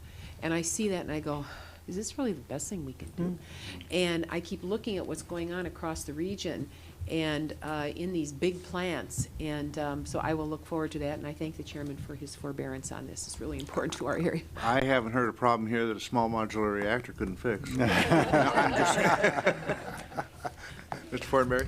Speaking about the problem of small modular reactors, I don't want to go there on this one. I want to talk about renewable energy in a macro sense in terms of both capacity and the storage issue, and then implementation on a micro sense, distributed generation, even down to the homeowner level. I live in Nebraska. We get about 7% of our energy from wind. The surrounding states vary from 20 to 30%. We've got a little bit of a different model for energy generation in that we have a public power system and some transmission infrastructure challenges that I think have precluded the rapid development of wind. But nonetheless, the cost of wind has come down 66%, I understand. Mm-hmm. What do you foresee in terms of your own research, in terms of potential further declines in wind to make it even more competitive? Mm-hmm. And then the storage issue, research on the storage issue, and then integration of wind as well as solar on a micro level, along with the micro storage issues. What's research looking like, the trajectory of research in that regard? Mm-hmm. I'll ask my colleagues to join in here in a minute, but let me start by saying that one of the primary reasons for investing in the grid modernization initiative that is one of our key crosscuts, and I would say the best developed of our cross-cutting efforts, is because that effort integrates a lot of the things that you just talked about. It aims at being able to accept deep penetration of intermittent renewables and other kinds of distributed generation.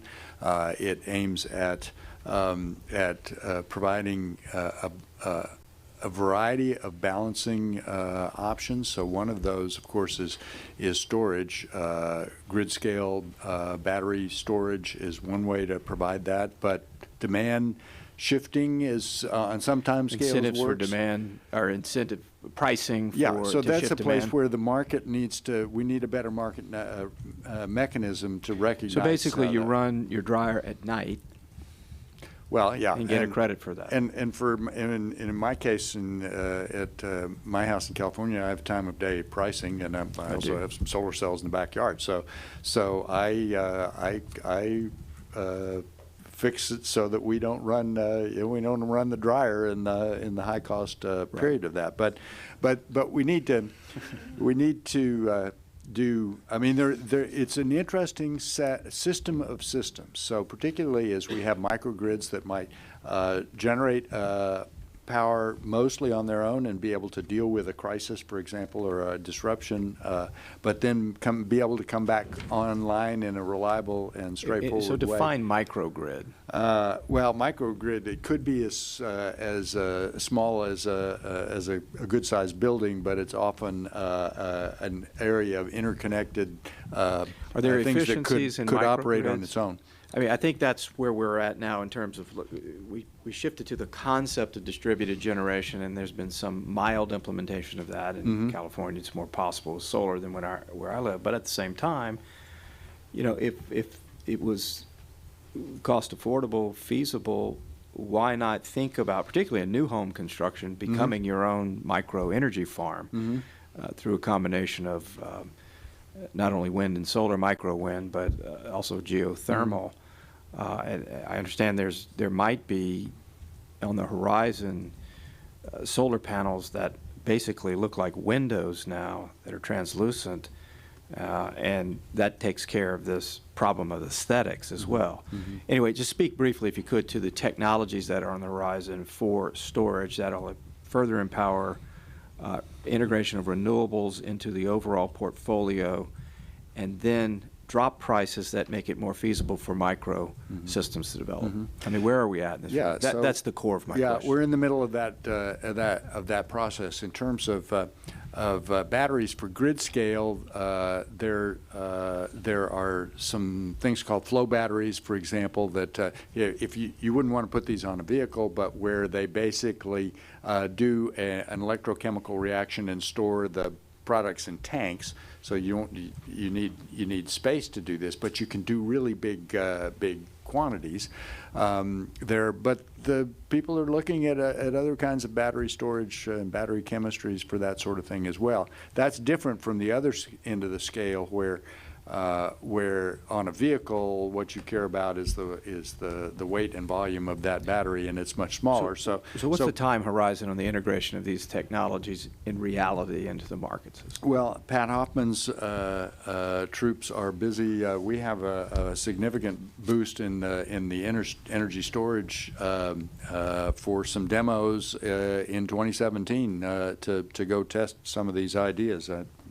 So Pat could tell you more about that if you want to, but we're in progress. And then on the behind the meter side of things, there are companies out there that now will sell you a storage, 5-10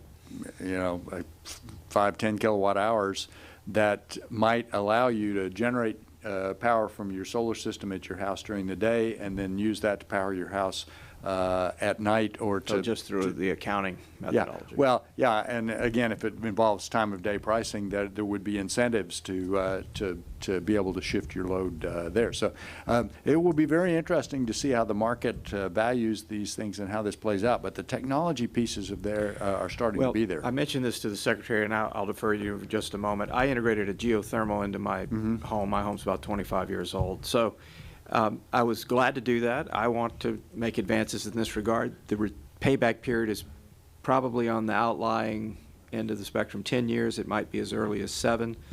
But this was made possible by tax credits, state loans, as well as rebates from the manufacturer given the timing I put in, and rebate from a local utility. And it's complicated, frankly. Yeah, and so if you wanted to do this on a much more aggressive way, moving your home toward, in effect, being an energy farm, integrating solar, geothermal, smart metering, as well as the possibility of micro wind, is complex. Yeah. Are there models out there in which this is being done successfully, even in the area of the country where I live? Well, I guess this is a good example, I think, of why we should think about these things as systems, and that's something we're trying to do a better job of. But you're absolutely right that reducing that complexity would aid deployment. And then I would also argue that we need to continue to work on cost reduction, because if the research can help us give you that geothermal heat pump setting at a price that doesn't require the various complex programs to help get them deployed, then that'll work too. So we need to work on the cost side. Pat, do you want to add something? Thank you, Congressman. I would just love to add a couple points. I mean, our energy storage program at $44.5 million is looking at reducing the cost of energy storage, but also getting the deployment of energy storage out there, partnering with the states, looking at opportunities for deployment of energy storage, whether it's on the grid but on the distribution level. We also have a $30 million budget line for our smart grid that's looking at microgrids, looking at the integration of technologies at the distribution system. And I think that's really important as we start optimizing generation, as you've discussed. How do we get a small ecosystem and pulling together technologies? But in addition to that, we got to work on the institutional issues, which is looking at what we're calling distribution level reform, to get that, to simplify I'll work the on that for you. complexity. You just get us the technology. Okay, I agree. Yeah. That's Okay, a part, that's a deal. changing cultures and carrying forward legacy costs, and it's complicated. I get it. But when do you think this technology? I know it's hard to predict, but on a larger scale, what we've talked about being more fully integrated. What's the trajectory? Are we looking at 2 years, 25 years? Yeah, we can beat 25, I think, for sure. Well, we'll have some demonstrations, and for example, in remote communities in some parts of the country, microgrids are already functioning for those. So you bounded it nicely with the 2 and 25. Would you, without providing too much work on you, would you write up just a brief summary of some of those models that are out there? I'd appreciate it. Thank you, Mr. Chairman. That's exciting. I want my home to be a place where I come and kick off my shoes and turn on a fire and read a book and don't worry about any of this stuff. Yeah, and I want to dry my clothes whenever they're wet. Yeah, Mr. Honda. Thank you, Mr. Chairman. I have a question about the National Network for Manufacturing Innovation and NMI hubs. The Department of Energy hosts 3 of the 7 existing hubs right now. One in Raleigh, another in Knoxville, and one is to be determined, I believe. So being from Silicon Valley, I really appreciate how important it is that we focus on advanced manufacturing and potentially game-changing technologies to ensure that the next Silicon Valley is right here in the United States.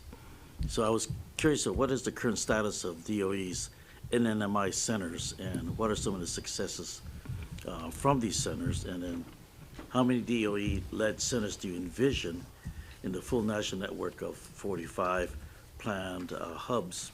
And then, in your opinion, would these centers develop without seed funding from the agencies?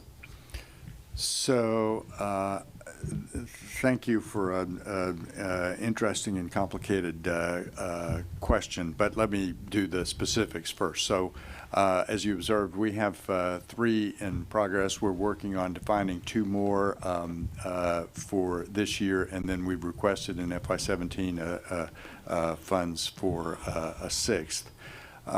So that part is in progress. The question of whether things like this would develop without the kind of initial funding to get them going, there certainly are some efforts to that effect, but I think the experience so far with the advanced composites manufacturing at Oak Ridge and with the wide bandgap semiconductors, that one's earlier, and so we have more to do to see how that goes. But those if the topics are chosen well and the institutional leadership is good, then these really can contribute in interesting ways by bringing people together to work on largely on the pre-competitive kind of things that then can have a much broader impact. And I would just say that the advanced manufacturing area, particularly the additive manufacturing area, is one that, because it has both advantages for energy efficiencies, advantages for the quantities of materials that get used, and for the kind of speed of the cycle time of developing some new process or part. All of those are things that really can benefit manufacturing across the whole country. The areas that Pat Hoffman mentioned for the grid kinds of applications are another one where there would be specific national benefits that really do make sense. So I think that imposes on us the responsibility of doing a good job of thinking through the topics where they make sense and where there is an appropriate government role. It's not necessarily to do all the commercial activities. It's really to figure out where it makes sense to invest taxpayer funds. The issue of seed monies, when the president announced his desire to see this thing deploy and grow, it seems like the seed monies come from the different agencies, such as Department of Defense had put up the seed money for the flexible hybrid electronics concept, right, which is being to establish itself and create a new arena of technologies. Are we encouraging agencies to put up money also to in their own budgets, or or do they have to see a benefit for their investments by their agencies in order for them to create this pot of money? I'm not sure I'm the right guy to answer this question, but I think we have been encouraged to think about where they make sense for the kinds of activities that we do. I'm less certain about what how that's gone for other agencies, but we've definitely been encouraged to think through where we can contribute. Well, with the Department of Defense, they put in $75 million, and private industry put in the rest of $250 million. Yeah.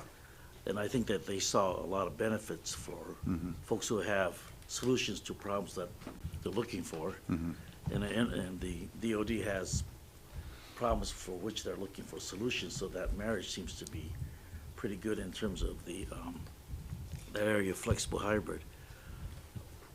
Would something like this be applicable to energy storage? Because we're only looking at, I think, it seems like it's only lithium, but there must be other forms of technologies that we haven't looked at that needs some research, or that we can invite people to come together through a process like this. So there I would say that we actually have some other activities that I think fill that role. We, for example, have an energy storage hub. It's the J. Caesar at Argonne, the Center for Energy Storage Research. It's funded specifically to look at advanced battery chemistries that have higher energy densities and lower weights and good durability. We also get at the fundamentals of that through quite a number of our Energy Frontier research centers that look at some combination of electrochemistry and nanostructured materials. So we do have that covered. We've also actually at the other end of the innovation spectrum, we have funded through the Loan Programs Office some activities with regard to battery manufacturing. So I don't know of anything involving one of the NNMIs, but we do have a lot of activity in the area. Through DOE, you probably help us remain competitive in the global competition and innovation. Is there anything that DOE is looking at or focused on next generation manufacturing? Well, the 6 centers, manufacturing institutes that we're the 3 that we're working on already, and the 3 more that are in our budgets or plans are exactly aimed at at those kinds of issues, so that we do have that in our portfolio. So we can talk a little bit more about that later on. You bet. Okay. Last question, Mr. Chairman. On this topic of weatherization, it seems that there's statutes already in place, but the statute don't seem to incorporate or encourage the integration of solar. If weatherization is about saving costs to individuals, fixed income folks, poor neighborhoods and places like that, and hardening the building from losing heat, why don't we, in this whole discussion of reinventing ourselves, why don't we incorporate wording that would allow solarization as part of the cost savings for these homes, and at the same time become more efficient and save the individuals, the homeowners, or the users' pocketbook? Because it seems like they both will do the same thing, but solar would enhance it and have a larger application across this country from East Coast to West Coast. Yeah, it's an excellent question, of course. So as I understand it, we already have examples of solar thermal, that is solar hot water heater, as being included in the weatherization side. And I think it's allowed that any technology that where we can show a positive savings over cost is a possibility for inclusion in that. Kathleen, is that correct? Yeah, but solar heating for water is through solar photovoltaic or through dark pipes? No, it would be through dark pipes. But electric power generation is so it's a question of this balancing of cost and savings to the consumer. And as the costs continue to come down, that seems like a real possibility to me. Not to be argumentative, but it seems like placing solar on these homes would reduce the costs if we maintain certain kinds of credits or helping cap agencies to, put these in on a long-term basis, and cost savings to the homeowner or the dweller. And over time, yeah, and those have to exceed the cost of installing the system. So I think it argues again for this idea that continuing to work hard to bring down costs, both on the permitting side and the hardware side, is a way to make these things more widely available, and that's really true across the energy spectrum. So do I hear you saying that it's not possible until we can come up with a point where cost savings would be greater than? Yeah, I didn't. If I said that, I didn't mean to. I think it's within the power of these systems now to be able to do what you're suggesting. Now, there might be just the sort of institutional inertia that's afflicts all of us, but I think it is possible where the cost targets can be met. Our chairman can help us with that. Thank you. You bet. Ms. Capter, do you have anything else? I actually do, Mr. Chairman. Really? I do. I do. I wanted to ask about the offshore wind demonstrations. And Dr. Orr, could you give us an update on the status of those? Sure. And when we can expect a decision on advancing some of the proposals? Yeah, so we have 5 offshore wind projects that are in various stages of working through their milestones and requirements.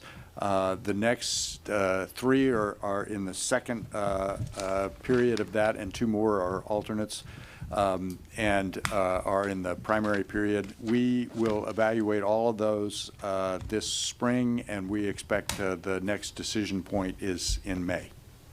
All right, I thank you for that clarification. On regional energy innovation partnerships, how do you see these partnerships coalescing? So partnerships, well, we are imagining a competition that in a particular region that a variety of institutions, could be industry, could be universities, could be a national lab would band together to create an entity, probably a 501c3, that would organize the research program, manage the funds, get them out. Would not be a research provider, but rather would be a research organizer. That we would select them competitively, and then they would select competitive proposals, which could be by members of the consortium, but with appropriate attention to conflict of interest, of course, along the way. But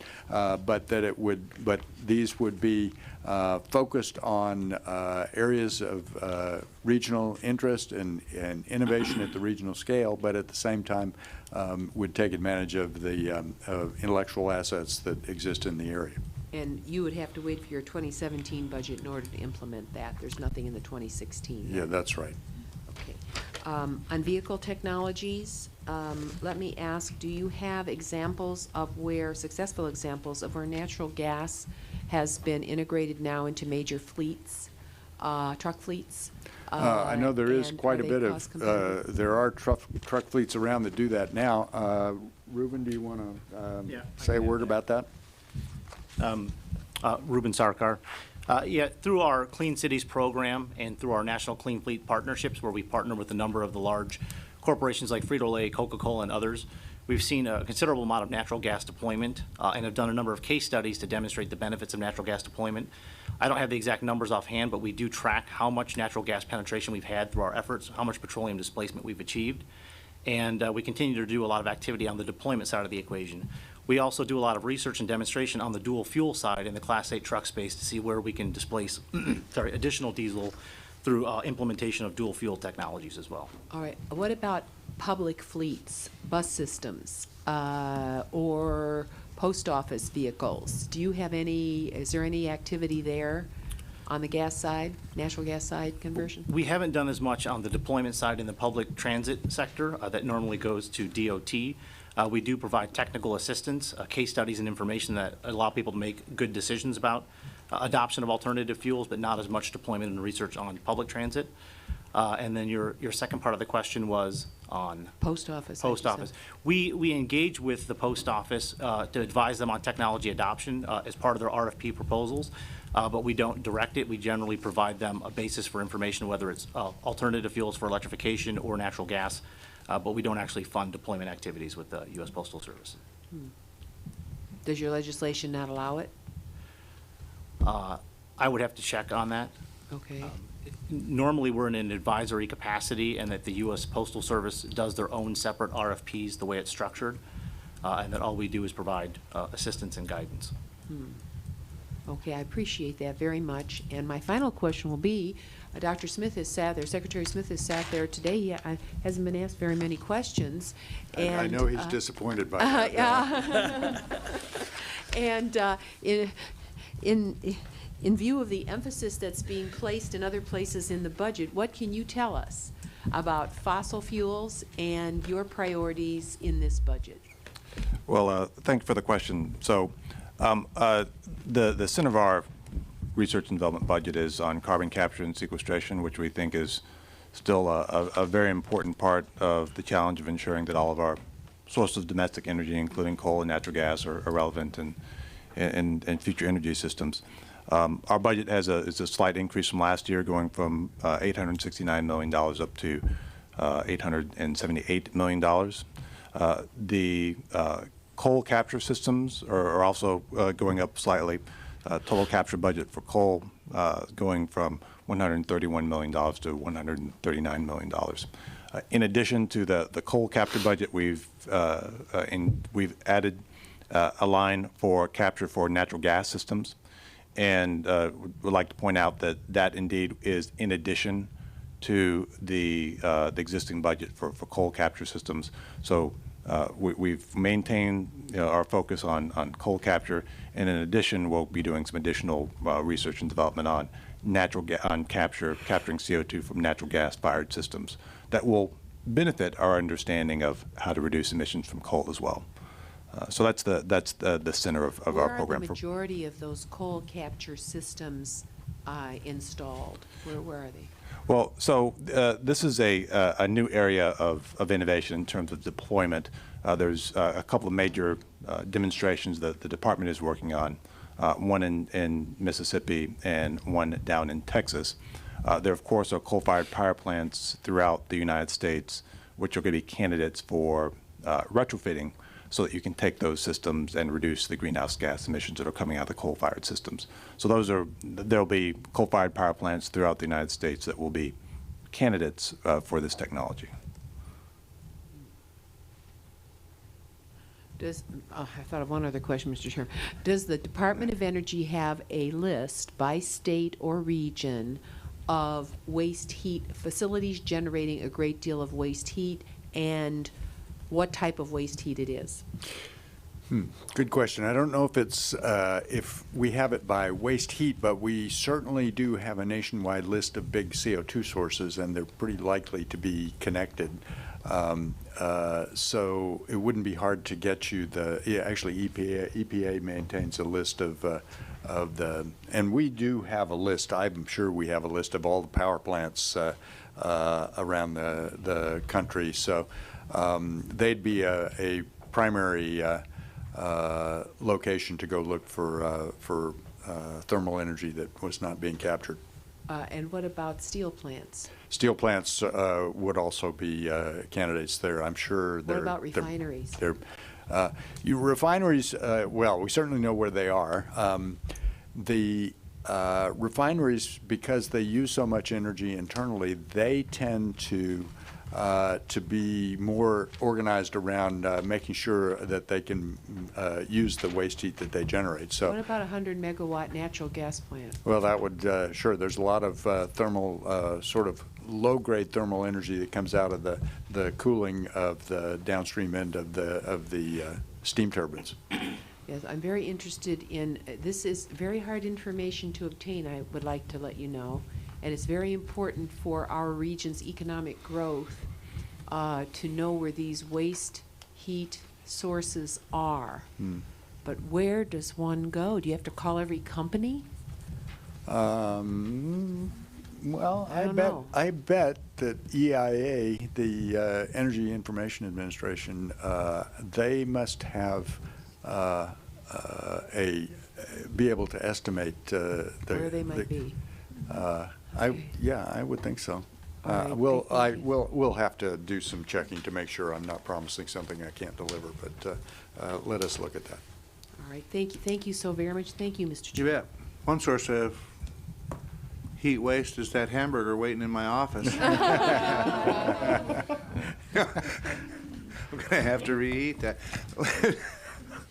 Didn't the INL just convert all their fleet to natural gas, or haven't they done that? I don't know whether it's I get a complete. yes It was answer back in certainly- the back. Yeah, is that, we're done?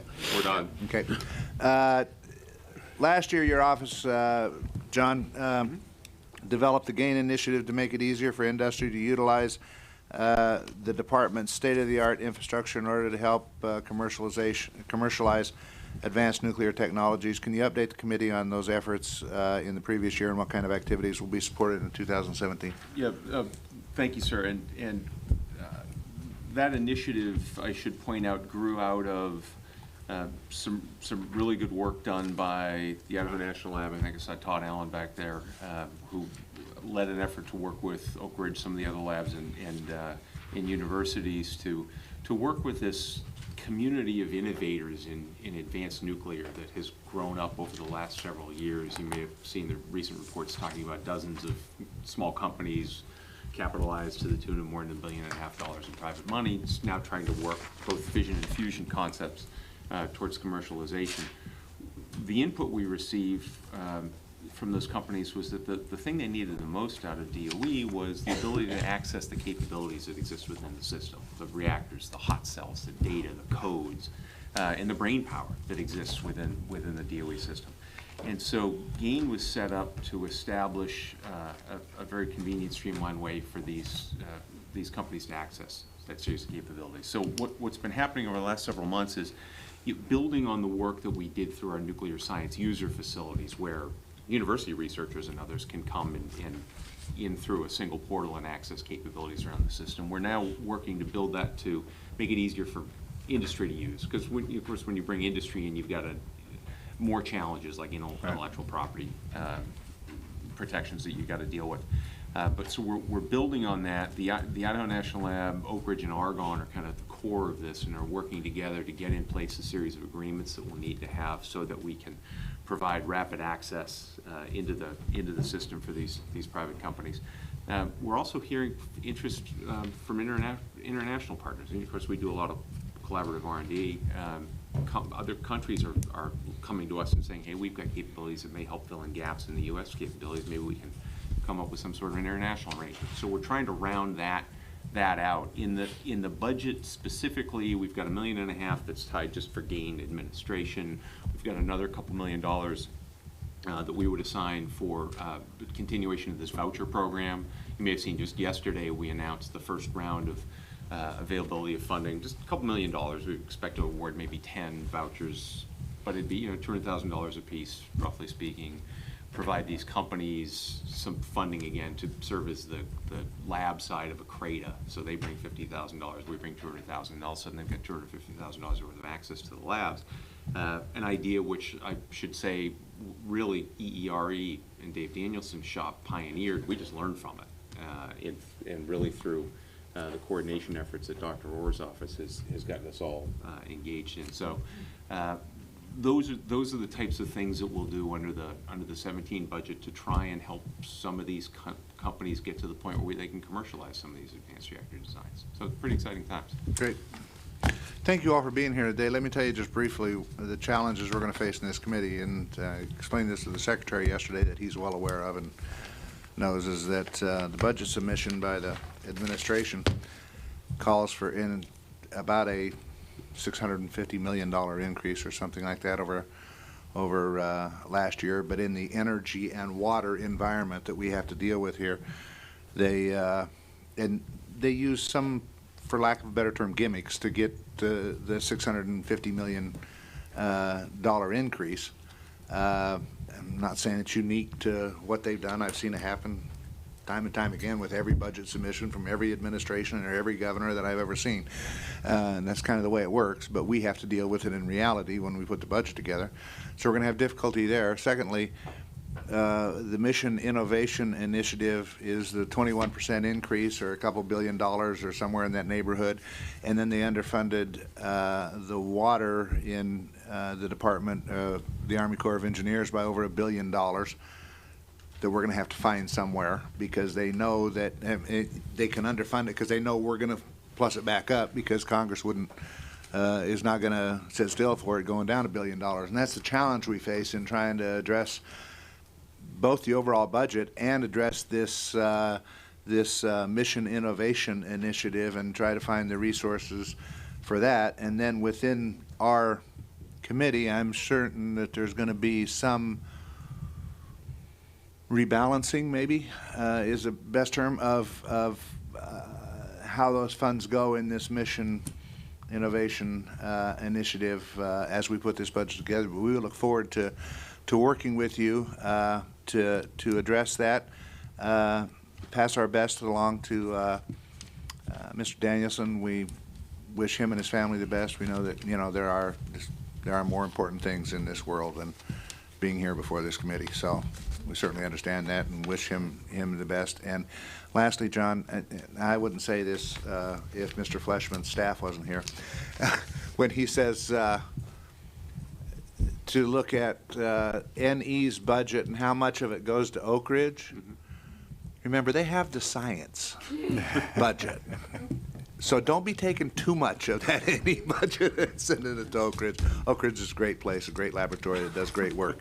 But I, years ago, was sitting at a presentation by one of our weapons laboratories, and they were going through their budget over the last 20 years and how it used to be funded by weapons activities almost 100%. And over the years, as weapons activity money had decreased, they had increased funding from science.